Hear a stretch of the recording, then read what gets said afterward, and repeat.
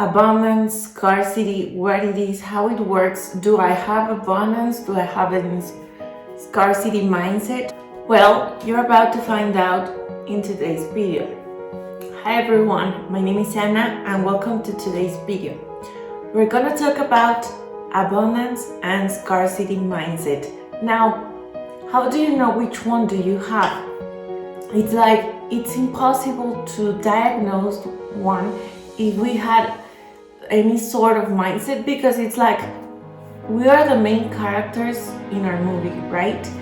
And the main character usually doesn't know if he's the villain, if he's the hero, if he's the victim. So how can the character know what part is he playing? He's playing the main role in his movie, and you're playing that way. So how can you know? When you're inside your own life's movie, it's really hard to know what type of person are you, because whatever the type you are, it's the type that you know. It's the type that you've been your entire life. And so I like to say that in order to change or in order to see the difference, you have to see things with new eyes, from a different perspective. How can you know if you have a scarcity mindset? So how can you know if you have it? Well, if you have a dream or a desire and you haven't achieved that, and the reason for it is something that starts with I can't, I won't, it's hard, I don't know, and I don't have the money, then you have a scarce mindset, period. That's the way it is. If you want to achieve something, you are not there yet, but you have a plan and you're doing something to achieve that, then you have an abundance mindset, because sooner or later you're gonna have that thing, that position in the company, that car, that bag, that trip, whatever. You are doing something about it. Usually limited people, first, they don't realize they have a problem. Second, perhaps they have a problem and they know they have a problem, but they are not doing something about it. And there's no plan. And third, they tried once and they failed, because we all fail on the first try. And they hold back because they say, I tried and I couldn't. And you didn't try enough because you were afraid. So you tried just to say to people and to yourself that you did try, but you did it, with fear. So that's why you couldn't do it. And now you are going to freeze and paralyze and say that you're not going to achieve something because you couldn't. You tried and you couldn't, period. I want to tell a story, something that happened to me a couple of years ago. I was in a really bad position in my life. I had a really limited mind and I was full of negativity. Everything that happened in my life at that time was very painful and negative. And my life looked like I was in the middle of a hurricane, right? And it was dragging me towards a deep hole and I couldn't get out of it, and it was painful and negative. And I went to a family gathering in Mexico.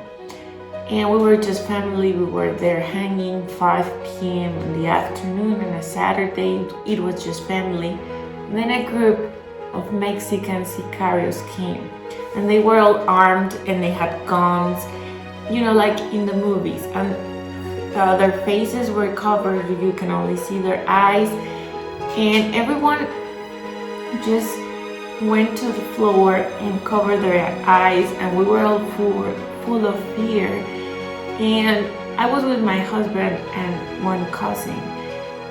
And a guy, an 18-year-old guy, which was high on drugs, came with a big gun and he pointed in our heads. We were lying on the floor and he was like, close your eyes, do not look, or I will shoot, I will kill you. And these sicarios were looking for 2 narcos in Mexico. They were looking for them in the entire city, and they were going through different places to look for them and for their car. And we just happened to be in the bad place at the bad time, and it just happened. And what happened then? Like, why am I telling you this story?